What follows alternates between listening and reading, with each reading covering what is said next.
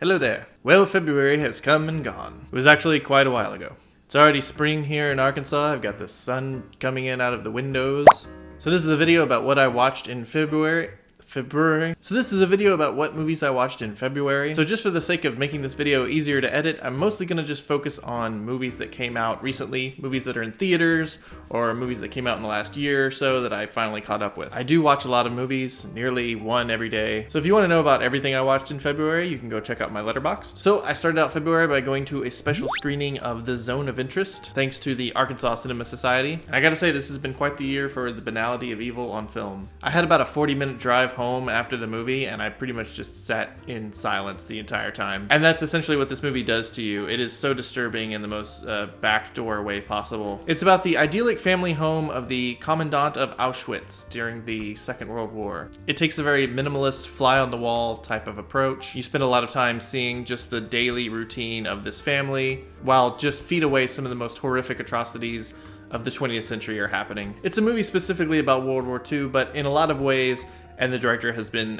very upfront about this, it's a movie about right now. It's about the way people can serenely live their lives while turning deaf ears to atrocities happening within earshot of them. This won Best International Feature at the Academy Awards, and it's duly deserved. A lot of people aren't going to get the chance to see this in a theater, and that's really a shame because this is a movie that lives and dies by its soundtrack. The sound design of this movie is so disturbing, but so necessary for the story that it's telling. If you do watch this at home, I would actually probably recommend watching with headphones on. Then I watched Orion and the Dark, the new DreamWorks movie written by Charlie Kaufman, and I found it extremely underwhelming. An animated kids movie from Charlie Kaufman is going to carry some expectation behind it, and the movie comes off a lot more muddled and meandering than I was expecting. I mean, from what I understand, Kaufman actually wrote this a long time ago, and DreamWorks kind of just picked it up and developed it on their own. I could be wrong about that, but it feels like a very unfocused script with a lot of typical kids movie story beats just kind of crammed in there. Maybe I'm getting cynical and jaded in my old age, I don't know, but I just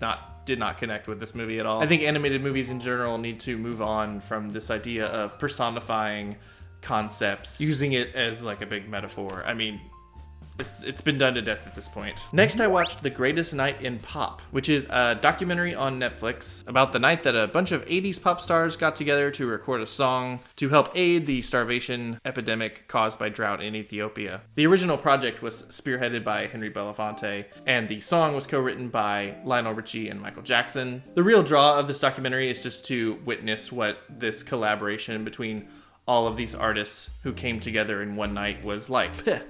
All the biggest musicians of the time got together. Huey Lewis, Stevie Wonder, Michael Jackson, Bob Dylan, Dan Aykroyd. Personally, I think this documentary's strongest aspect is just the footage of that recording session. I mean, it was a highly documented event, which also kind of makes me wonder why it took this long for this documentary to come out. Stylistically, it's a very by-the-numbers documentary. I mean, it's made for the widest audience possible. There's a lot of cutting back and forth to talking heads to, give more historical context for the footage that you're watching. There's a great bit where Stevie Wonder tries to start getting everyone to sing in Swahili for the song, even though they don't speak Swahili in Ethiopia. Apparently, Stevie Wonder is kind of a diva.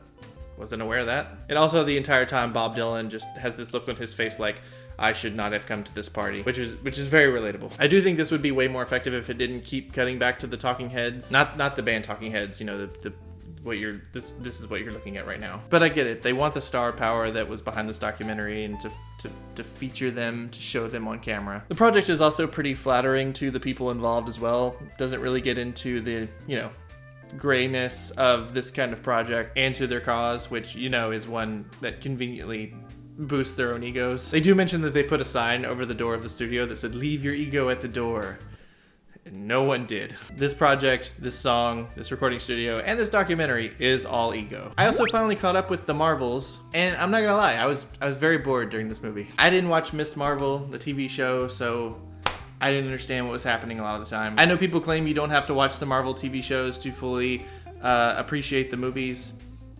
I just don't think that's true. I mean, it wouldn't really matter if the movie was compelling on its own, but it's just not. I just really have no idea who Captain Marvel is as a character, and that's a big problem. This movie and Quantumania feel like the poster children for how boring and predictable Marvel has become. Then I went to the theater and saw a movie called Lisa Frankenstein, and I was one of the few people who did. I really like writer Diablo Cody.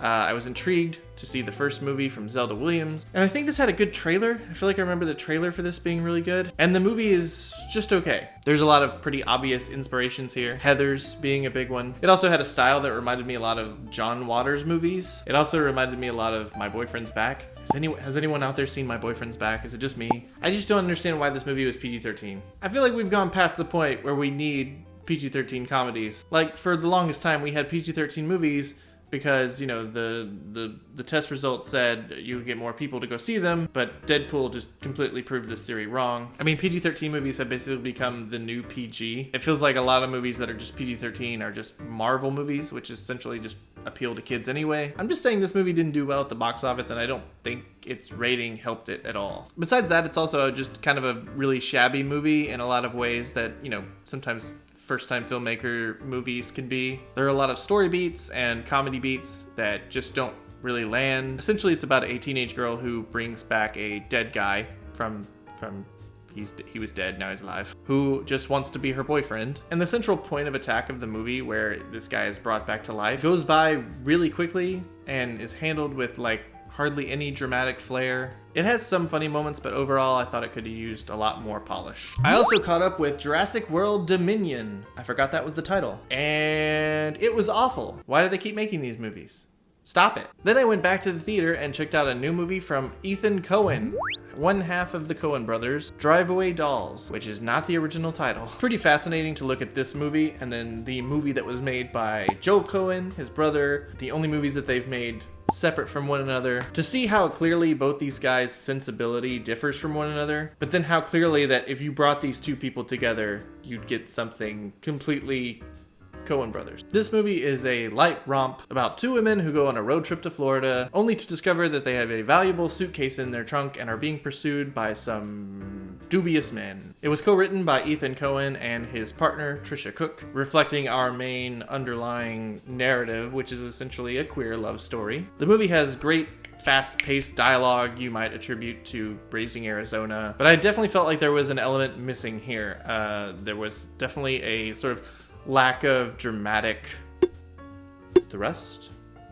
Is that a thing? If you are a Coen Brothers fan, but you like their more sort of lighter, nihilistic-y type of comedy movies, like Burn After Reading, this probably reminded me of Burn After Reading the most, then you might like this. I just think these two guys clearly work better together. And the last movie from 2023 that I caught up with in February was All of Us Strangers, one of the most acclaimed movies from 2023 that wasn't nominated for an Academy Award. And yeah, what the hell, this was fantastic. Set in a vaguely futuristic world, the movie focuses on a writer, played by Andrew Scott, who is looking for inspiration for a script and returns to his childhood home only to discover his parents, who died in the 80s, are living there just as they were when he was a kid, as if no time has passed. He then catches up with his parents, meeting with them intermittently to catch up on his life, while at the same time he is pursuing a relationship with his neighbor, played by Paul Mescal. I had a feeling, just based on the premise, that this movie would be ripe with emotion, and man oh man did this punch me in the gut several times. I mean, just talking about the premise, it could possibly come off as cheesy, but it deals with some very serious and complicated emotions, and does it very delicately. I was a blubbering mess during parts of this movie. I think it also really sort of resonates with the time we're in right now,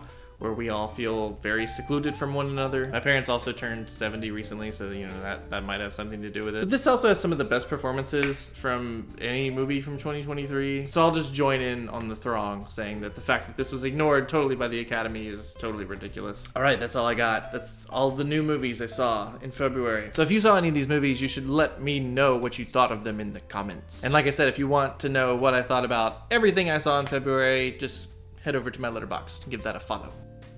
Subscribe!